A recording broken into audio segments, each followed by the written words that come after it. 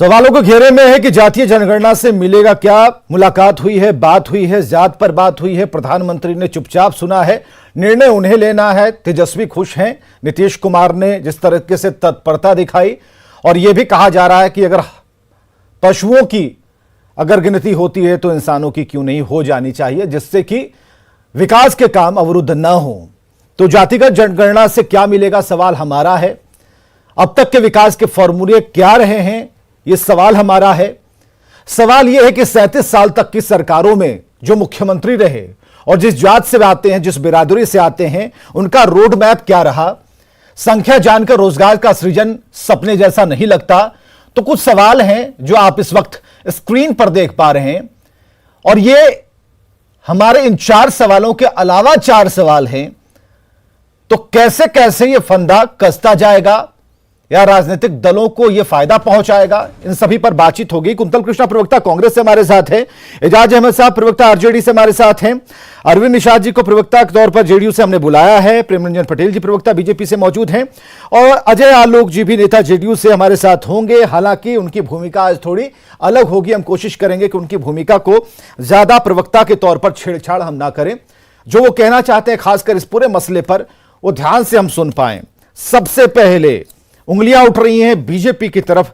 प्रेम रंजन पटेल साहब, अच्छी बात है, प्रधानमंत्री ने बहुत संजीदगी के साथ सुना है सभी को, निर्णय उन्हें लेना है। इसी बात को लेकर खुशी चारों तरफ है कि बात पॉजिटिव ही आएगी, आ जाएगी। देखिए, निश्चित तौर पे जितना काम आप कहें कि पिछड़े वर्गों के लिए, अति पिछड़े वर्गों के लिए यह सरकार की है, अब तक नहीं किया गया है। जातीय गणना का जो आधार बनाया जा रहा है, कराने की बात जो है से लंबे समय से मांग होती रही है। कोई नई बात नहीं कि आज हो रही है। 1931 में पहली बार जातीय जनगणना हुई थी। 1941 में द्वितीय विश्व युद्ध के कारण नहीं हो सकी थी। 1951 में आजादी के बाद उस समय भी मांग हुआ था कि जाति आधारित गणना कराया जाए, लेकिन संसद ने उस समय नकार दिया था उस समय। लेकिन उसके बाद भी आवाज उठती रही, मांग होती रही। लेकिन उसके पहले, अब तक के पहले की जितनी सरकारें थी वो क्यों नहीं कराई? जो ऐसे सारा कुछ जो ऐसे हमारे ऊपर दिया जा रहा है, हमारी सरकार के ऊपर। लेकिन हम तो 14 में आए हैं। इसके पहले 2011 में भी जाति आधारित गणना कराने की बात हुई थी और कराया भी गया था, लेकिन त्रुटियों कहा गया कि त्रुटि है, प्रकाशित नहीं किया गया। किस दबाव में और किस कारण से प्रकाशित नहीं किया गया, ये तो बताएंगे उस समय सत्ता में रहने वाले लोग बताएंगे। लेकिन मेरा है कि आज आप बताइए कि वेलफेयर की स्कीमें कोई जाति आधारित चलती है क्या? वेलफेयर की स्कीमें चलती है इकोनॉमी के आधार पर। लेकिन उसके बावजूद अगर डिमांड है और बिहार की सरकार, बिहार के पार्टियां मांग कर रही है कि जाति आधारित, तो हमारे प्रधानमंत्री ने संजीदगी के साथ तमाम लोगों को बुलाया और उस टीम में भारतीय जनता पार्टी भी शामिल हुआ। भारतीय जनता पार्टी उससे अलग नहीं रहा, इसलिए कि यह बिहार का मामला है, बिहार से जुड़ा हुआ मामला है, और कोई बिहार के लोग जाकर करके इसका डिमांड कर रहे हैं, लेकिन यह पूरे देश का मामला है। तो प्रधानमंत्री जी ने सबकी बातों को सुनने का काम किया है।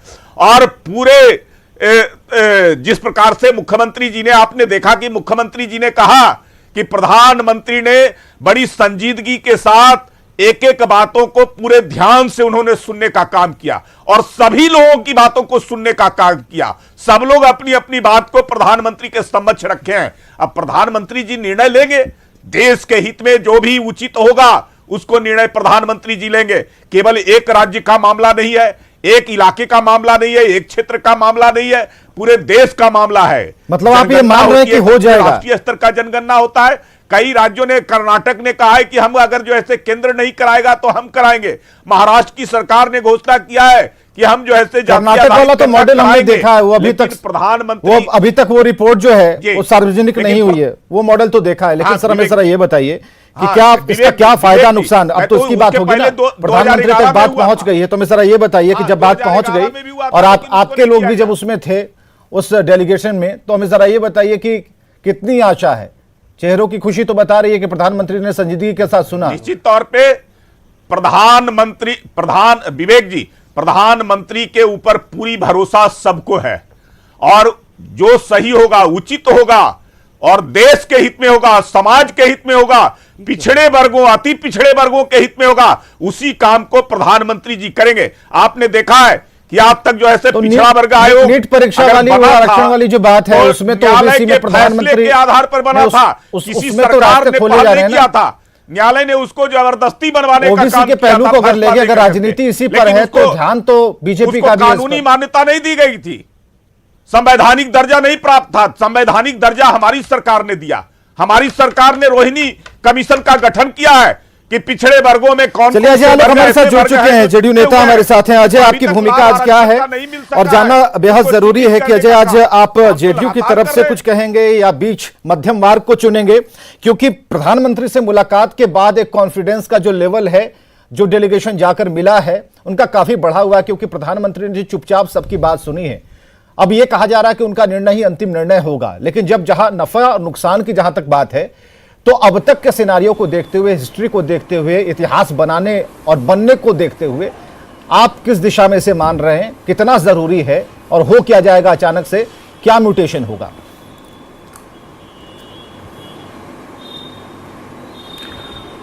देखिए विवेक जी, जातिगत जनगणना करवाने की जनता दल यूनाइटेड की मांग कोई आज की नहीं है। अगर आप नीतीश कुमार जी के राजनीतिक जीवन को ट्रेस करेंगे तो 1990 से हमारे मुख्यमंत्री नीतीश कुमार जब विधायक बने थे तब से उन्होंने ये मांग लगातार रखी और अब पार्टी ने इसे सार्वजनिक रूप भी दिया। दो बार विधानसभा के पटल से सर्वदलीय सम्मति से यह पास होकर गया है। और हम सिर्फ बिहार की बात नहीं कर रहे हैं, हमारा तो मानना है कि देश भर में जातिगत जनगणना होनी चाहिए। आप सोचिए, भारत जैसा राज्य जो 1947 में आजाद हुआ, 52 करोड़ की आबादी थी, आज हम 130 करोड़ पे। 1931 की जातीय जनगणना पे हम आज तक अपनी नीति निर्धारित कर रहे हैं। कहीं से कोई मतलब है? लगभग 2.5 गुनी आबादी हमारी बढ़ गई।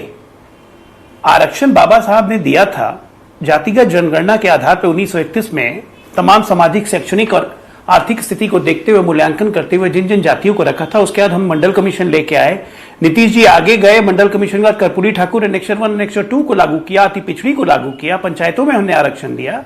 उसके बावजूद भी हम पाते हैं कि आज भी लालू जी जब कहते हैं तो हमें सही में आश्चर्य होता है, और सच्चाई भी कहते हैं लालू जी कि भाई 50 करोड़ से ऊपर की आबादी आपकी गरीब है।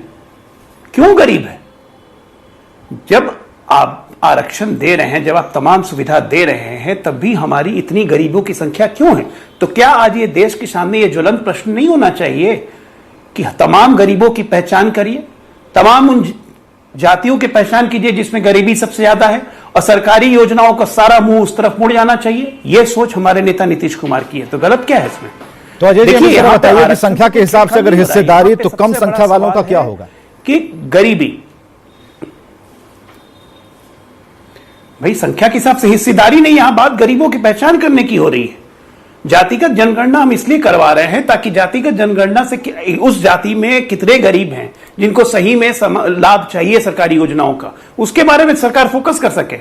मोदी जी, प्रधानमंत्री जी का भी विजन यही है। ओबीसी आयोग का गठन क्यों किया? संवैधानिक दर्जा उसको क्यों दिया? आज तक किसी सरकार ने क्यों नहीं दिया? क्योंकि अभी भी यह पाया गया है कि जितनी जातियों को आरक्षण मिल रहा है, उसके बावजूद आरक्षण की अगर और जरूरत है तो उसमें हम कैसे इसको इम्प्रोवाइज कर सकें। बदलाव, परिवर्तन बहुत जरूरी है, और उसके लिए जातिगत जनगणना हमारे पास नहीं होगी तो फिर क्या बात है। आज यही कारण है कि तेजस्वी ने भी कहा कि भाई ये देश हित का मामला है, इसमें पक्ष विपक्ष नहीं देखना है, और भारतीय जनता पार्टी का समर्थन है इस पर। भारतीय जनता पार्टी शासित राज्य आपको ऐसा लगता है कि प्रधानमंत्री से जो बातचीत हुई है वो बात बन जाएगी? समर्थन किया है, हर कोई चाहता करना। बिल्कुल, मुझे तो मैं बहुत आशान्वित हूं कि बिल्कुल वो होगा ही, कृष्ण, क्योंकि मोदी जी के मन में खुद है। ठीक है कि कृष्ण जी, इस देश से गरीबी मिटाओ, नारा नहीं।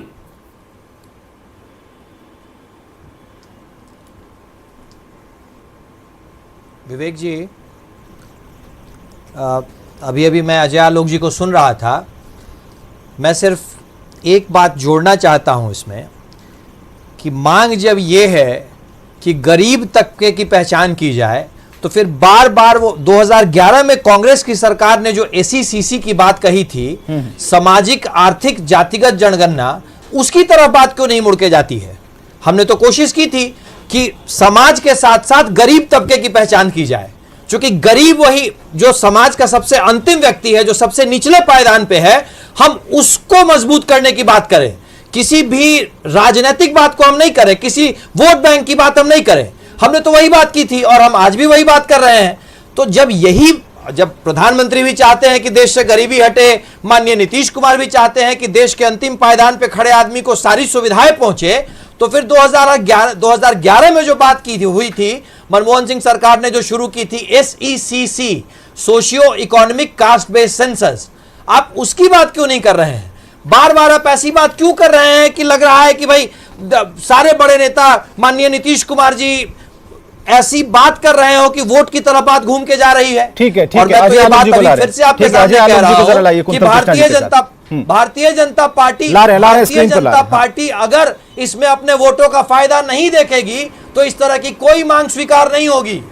भारतीय जनता पार्टी के लिए सबसे ऊपर वोटों की गिनती है। अगर भाजपा को और प्रधानमंत्री, इस देश के प्रधानमंत्री को इसमें वोटों का गणित नहीं दिखेगा तो कोई भी मांग स्वीकार नहीं होगी। अजय जी, मैं आपके चैनल पे, आपके न्यूज चैनल पे खुलेआम कहता हूं। विवेक जी, मैं बस ये कहना चाहता हूं, कुंतल जी ने जो बात कही, तो कुंतल जी बस ये बता दें कि 1947 से लेकर लगातार शासन किया 1977 तक, फिर 80 से लगातार शासन किया 89 तक, फिर 2004 से लगातार शासन किया 2014 तक। 11 में SECC जातीय जनगणना की रिपोर्ट आ गई थी। SECC कर लागू करने से आपको रोका किसने? आपने दोबारा जातीय जनगणना क्यों नहीं करवाई? तो कांग्रेस पार्टी तो इसमें क्रेडिट या शेयर लेने का कोशिश करे नहीं। नंबर 1, ये सारे फेलियर्स आपके किए हुए हैं। गरीब, मैंने ब्लास्ट में भी कहा था, हम गरीबी हटाने में इंटरेस्टेड हैं, नारा देने में नहीं। 70 साल से जो पार्टी गरीबी हटाओ का नारा देते रही और गरीब बढ़ के भाग गए। जितनी आजादी के समय हमारी आबादी थी, आज उससे ज्यादा गरीब हो गए देश में, 52 करोड़ से ज्यादा। ये खुद लालू जी कहते हैं। तो ये जिम्मेदारी कौन लेगा? मोदी जी लेंगे। आप आइए रियलिस्टिक बात पे। आप हमारी बात करते हैं, भाजपा और JDU। हमने क्या किया? 2005 में हम आए, 2006 में हमने आरक्षण लागू किया 50% पंचायतों में। हमने क्या किया? कर्पूरी ठाकुर का फॉर्मूला, जिसके कारण हम JDU जनता दल टूटा, क्योंकि लालू जी एनेक्शन 1 एनेक्शन 2 लागू नहीं कर रहे थे, अति पिछड़ों को उनका हक नहीं दे रहे थे। नीतीश जी ने तोड़ दिया जनता दल यू। ये होता है काम करना। और जब सत्ता में आए तो एनेक्शन 1 एनेक्शन 2 को लागू करने वाला बिहार पहला राज्य बना, जो अन्य राज्य इसकी मॉडल कर रहे हैं। भाई, काम करने से होगा ना, राजनीतिक दोषारोपण से कोई चीज नहीं मिलने वाला है। आज जातीय जनगणना हम इसलिए करवा रहे हैं, मकसद साफ है कि जितने लोगों को आरक्षण मिल रहा है तो कितने लोग इस आरक्षण के लाभ से वंचित हैं। तो उसमें क्या दिक्कत है? आज जब तेजस्वी यादव कहते हैं कि देशहित का मामला है, तो बिल्कुल मैं उनकी तारीफ करता हूं कि बिल्कुल सही बात बोला है कि एक बात में पक्ष और विपक्ष साथ में रहे कि देशहित का मामला है, बयानबाजी या डेलीगेशन नहीं, इस पर एक्शन होना चाहिए। और प्रधानमंत्री मोदी एक एक्शन मैन है, तो हम उम्मीद करते हैं कि वो एक्शन लेंगे। कुंतल कृष्णा जी। विवेक जी, मैं अपने मित्र अजय जी को ये बात, सिर्फ एक छोटी सी बात मैं पूछ रहा हूं। जब आपका सारा का सारा ध्यान, जब आपका सारा का सारा गवर्नेंस सिर्फ इस बात पे केंद्रित है कि समाज के उस सबसे छोटे तबके को, सबसे निचले पायदान पे उस गरीब को किसी तरीके से उठा करके मेन स्ट्रीम में लाना है, तो मेरी इस बात पे आपको क्या परेशानी है कि SECC जातिगत के साथ आर्थिक जनगणना होनी चाहिए? हम तो बार बार यही कह रहे हैं कि 2011 में हमने कोशिश की थी, कुछ तकनीकी खामियां रह गई थी, सरकार हमारी चली गई। अब आप हैं पावर में, आप फुल पावर में हैं, आप इस बात की मांग कीजिए कि सामाजिक आर्थिक जनगणना होनी चाहिए। SECC में जब बात सिर्फ गरीबों को मेन स्ट्रीम तक लाने की है, तो फिर आप क्यों ऐसी बात कर रहे हैं और हमें कह रहे हैं, हमारे ऊपर दोष लगा रहे हैं कि हम राजनीति कर रहे हैं? जब वोटों की तरफ बार बार आप इशारा कर रहे हैं तो मैं तो सवाल उठाऊंगा ही उठाऊंगा। आपका इशारा जब जन कल्याण की तरफ होगा तो मैं आपके साथ खड़ा मिलूंगा। आप मांग कीजिए ना कि SECC होनी चाहिए, सामाजिक आर्थिक जातिगत जनगणना होनी चाहिए। यह इसलिए होनी चाहिए कि हर वर्ग का गरीब गरीब होता है, हर वर्ग का वो जो सबसे निचला तबका है वो निचला तबका होता है। आपने जो करवाया उसकी रिपोर्ट कहां है साहब? भाई, हम तो मान रहे हैं इस बात को कि उसमें कुछ तकनीकी खामियां हो गई थी, चूंकि राज्यों का भी इसमें इन्वॉल्वमेंट है। हमारे पास समय नहीं रहा, अब आपके पास समय है, आप इस बात को कराएं। ठीक है अजय, इसका हमने जवाब कोशिश की थी, हमने शुरुआत की थी। ठीक है अजय आलोक जी। कुंतल जी की बात से मैं बिल्कुल सहमत हूं, ठीक है ना, कि आर्थिक, सामाजिक और शैक्षणिक आधार भी होना चाहिए। जैसे तेजस्वी यादव कह रहे हैं कि जनगणना जब कर ही रहे हैं तो एक कॉलम ऐड कर दीजिए जाति का, तो मैं तो कह रहा हूं 2 कॉलम 3 कॉलम ऐड कर दीजिए ना, सामाजिक और शैक्षणिक भी ऐड कर दीजिए, आर्थिक भी ऐड कर दीजिए। दिक्कत क्या है? क्या कुंतल जी चाहेंगे या अरविंद निषाद मेरे पार्टी के प्रवक्ता बैठे हुए हैं या आप इस पैनल में बैठा हुआ कोई भी व्यक्ति चाहेगा कि भाई कहने को मैं पिछड़ी जाति से हूं, अनुसूचित जाति से हूं, लेकिन मेरे पास मॉल है, जमीन है, जायदाद है, करोड़ों की संपत्ति है, मैं लाखों का रिटर्न फाइल करता हूं, इनकम टैक्स का आरक्षण का लाभ मैं ले रहा हूं?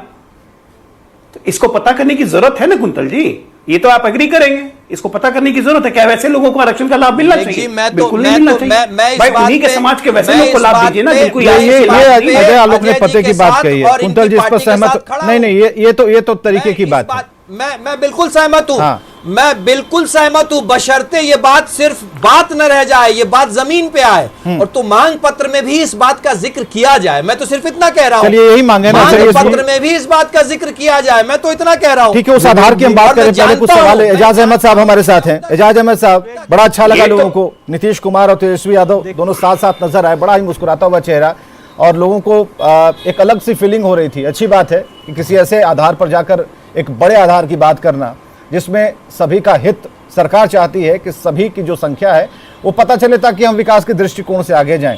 हमें जरा ये बताइए कि अभी तक जितने मुख्यमंत्री हुए और जो साल हमने बनाए हैं, गंवाए नहीं हैं, और हर बार हमने कहा कि विकास हम कर रहे हैं, आगे बढ़ रहे हैं और कॉन्क्रीट विकास की तरफ बढ़ रहे हैं, तो ऐसे में और कितनी ज़रूरत आन पड़ी कि अब संख्या जान करके अलग से ग्लूकोज पिलाया जाएगा? नहीं, अलग से ग्लूकोज पिलाने का मामला नहीं है। मामला यह है कि बिहार विधानसभा ने 2 बार सर्वसम्मति से प्रस्ताव पारित किया, उसमें भारतीय जनता पार्टी भी शामिल थी और सभी दल के लोग शामिल थे। आज माननीय मुख्यमंत्री जी ने प्रधानमंत्री के सामने एक्सेप्ट किया कि नेता प्रतिपक्ष श्री तेजस्वी प्रसाद यादव जी के द्वारा जो प्रस्ताव दिया गया हो, उस प्रस्ताव के कारण मैं डेलीगेट्स लेकर के यहाँ पर आया हूँ। ये सार्थक पहल है बिहार के लिए और देश के लिए।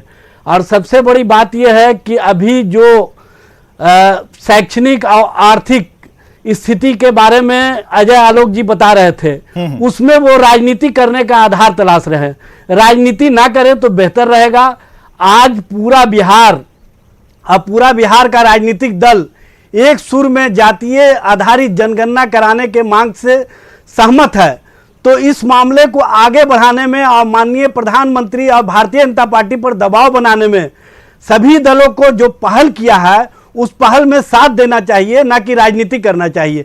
राजनीति करने का और समय है, आप राजनीति कीजिएगा, आपको जो बात करनी है वो कीजिएगा, लेकिन अभी जो जातिगत तो जनगणना है, अजय आलोक थोड़ी सपा से आते हैं, मामला आ ही रहा है कि तेजस्वी नहीं, साहब सपा से थोड़ी आते हैं अजय आलोक। हाँ अजय जी जवाब देंगे, ठीक है, सुन लीजिए जवाब।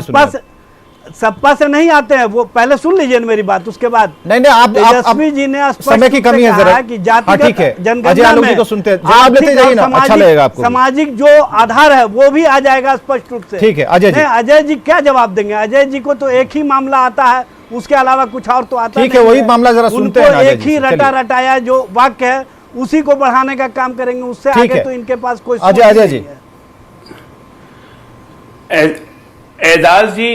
एजाज जी ने मेरी बात से पहले कुंतल जी की बात नहीं सुनी, जो उनके सहयोगी हैं कांग्रेस पार्टी। कुंतल जी ने भी सबसे पहले एजाज जी यही कहा था कि सामाजिक, शैक्षणिक और आर्थिक आधार को भी इंक्लूड किया जाए। मैं उन्हीं की बात में हाँ मिला रहा था, आप तो मेरे पे आ गए। व्यक्तिगत होने की जरूरत नहीं है। मैंने क्या कहा कि हाँ बिल्कुल मैं इस बात से सहमत हूँ कि भाई जिस पिछड़ी जाति का अगर कोई मॉल है, जमीन है, जायदाद है, करोड़ों की संपत्ति है, लाखों ये तो सभी के साथ आएगा ना, सभी के साथ आएगा ना। व्यक्ति आधारित और फोबिया पर क्यों आप राजनीति करना चाहते हैं? सबके साथ आएगा। आप फोबिया के नहीं, व्यक्ति आधारित में बात ही नहीं कर रहा हूं। फोबिया के शिकार है, जिसके कारण आज ये स्थिति। मैंने व्यक्ति का नाम कहा लिया, फोबिया में कौन सिखा रहे, सब देख रहे हैं। कहीं जो मामला है सब देख रहे हैं। मैंने व्यक्ति का कहां नाम लिया?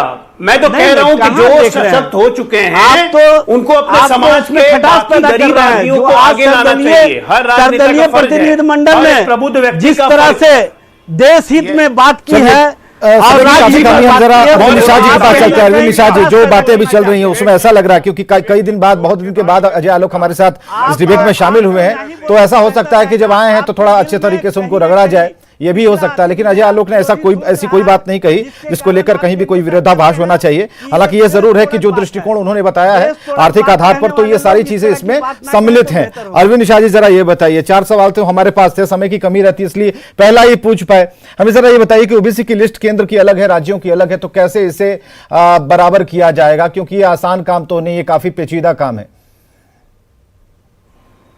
देखिए, इसीलिए तो भारत के सरकार ने ओबीसी को राज्यों को बनाने का अधिकार दिया है। यह बड़ी पहल है और साथ ही ओबीसी आयोग को ओबीसी आयोग को संवैधानिक दर्जा भी दिया है। यह बड़ी पहल है और इसी पहल से देश के तमाम राज्यों में जो विभिन्न जातियों की संख्या है उसको हम सिंक्रोनाइज करेंगे और एक साथ राज्य में और केंद्र स्तर पर हम जो विभिन्न राज्यों में जाति है उसको हम इकट्ठा कर करके जो देश भर में जातियों की जो समस्या है उस समस्याओं के समाधान के लिए हम आगे बढ़ पाएंगे। यही तो हमारी मांग है और इस मांग के आधार पर हम पिछले 30 वर्षों से नीतीश कुमार जी के नेतृत्व में जातिगत जनगणना कराए जाने के पक्ष में जनता दल अभियान चला रहा है। बाद के दिनों से हम लगातार इसके लिए पहल भी कर रहे हैं। आज उसी पहल की दिशा में भारत की सरकार से, आदरणीय प्रधानमंत्री जी से बिहार की सरकार और माननीय नेता नीतीश कुमार जी ने मिला और मिलने के बाद हम आगे आशान्वित हैं, सकारात्मक हैं कि हमारी पहल पर पूरे देश में जातीय जनगणना होगा और 90 वर्षों के बाद पूरे देश में जो नए तरीके से जनगणना के आधार पर जिन जातियों का